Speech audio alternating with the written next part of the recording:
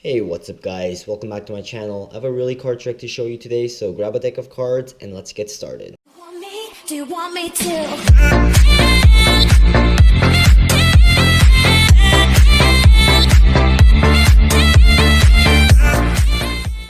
Alright, as always, we're going to start off with a really quick performance first and then get into the tutorial right away, okay?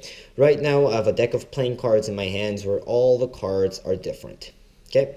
And it's going to be totally fair, so I'm going to give it a quick ruffle shuffle, like so, and maybe a few cuts. Ooh, that was pretty bad. A few cuts like this, okay? Now, in a moment, I'll be dribbling through the cards like so, and you're going to say stop. And whenever you say stop, I'm going to stop like that, and I'm going to show you the very top card. In this case, it would be the 8 of clubs, and that would be your selection, okay? Like that. Now, we'll be selecting two different cards, so maybe say stop near the beginning, right here. So like maybe one here, and then one in the middle, so that I'll be selecting two different cards in one single run, okay?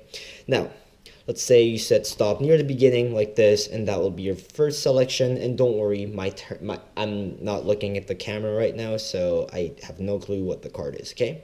Now, 3, 2, 1, let's select another card, and let's say you said stop here. That's going to be your second card, and we'll just bury those cards into the middle of the deck like this, and we're going to give the deck a few cuts like so.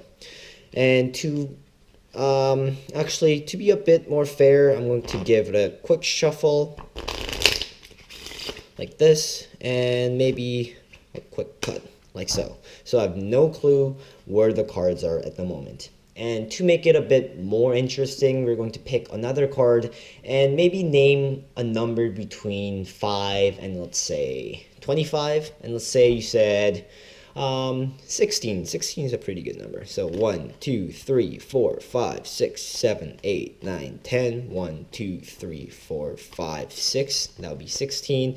And you have stopped on the 7 of spades. Now, what we're going to do with this card is that we're actually going to outjog the 7 of spades like this. And in theory, if I just shake my hands like this, what you're going to notice is that the 7 of spades has melted through the deck of cards like this. It's in the middle now. It was at the top, but now it's in the middle. Now, it did stop in the middle. It didn't go through the whole deck. It actually stopped in the middle. And let's see why that has happened. And it stopped right here between two cards right here. And in theory, these two cards should be your selection, the Jack of Diamonds and the 3 of Hearts. Let's see how this is done. Alright, so this trick is quite difficult, but it's manageable with a lot of practices. I would categorize this trick as somewhere between intermediate and extremely difficult, okay? And before we get started, I would first like to mention that you need to know a control called double dribble, which allows you to control two cards from the middle to the very top. And you can learn this control on 52 Cards YouTube channel, Assad's YouTube channel, which is 52 Cards with a K. It's a great YouTube channel, and I'm pretty sure you've been on this channel a lot of times, okay? So maybe refer to his channel, refer to his video first before coming to my video and learning how to do this trick, okay? And basically what the control looks like is, it looks like this. Let's say they said stop here. 8 of clubs is their first selection. Second selection, King of spades. And what you're doing is you're grabbing the break under like this, where this is the 8 of clubs and this is the King of spades. And you're simply doing a variation of double undercut and a slip cut and a few cuts like this and double undercut again, which allows you to control the 8 of clubs and the King of spades to the very top. Now, after you control the two cards to the top like this, what you're going to do is you're going to do a double undercut with the very top card. So you do a push-off pinky break on the very top card like so. It's simple. You use your thumb to push off one card and bring it back, which allows you to get a top card break. And from here, you're going to transfer that into a thumb break on your right hand, and then do a double undercut like so. That allows you to control the king to the very top and the 8 of clubs to the very bottom. Okay, so those are going to be the 2 cards. So once you have done that, what you're going to do is you're going to get spectator to choose another card. And let's say in the performance, I said name a number between 5 and 10. Don't go 1 and 10 because they might say 1 and you might just give them this.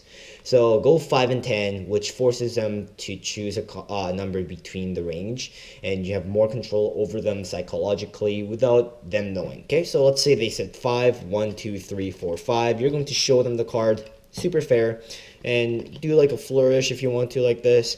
And what you're going to do is you're going to do a Herman pass. I've taught this in the past before, so I'll leave a link in the description or an annotation right here, so check it out. But simply what you're going to do is you're going to use your thumb to out jog it like this, and you're going to use your index finger to out jog it slight more. And while doing that, while you're doing this move where you out jog it like this a bit more, this is going to cover the move where you do the Herman pass, and you're simply going to close your hand, whoops, like that. And in theory, it should be stopped between your cards.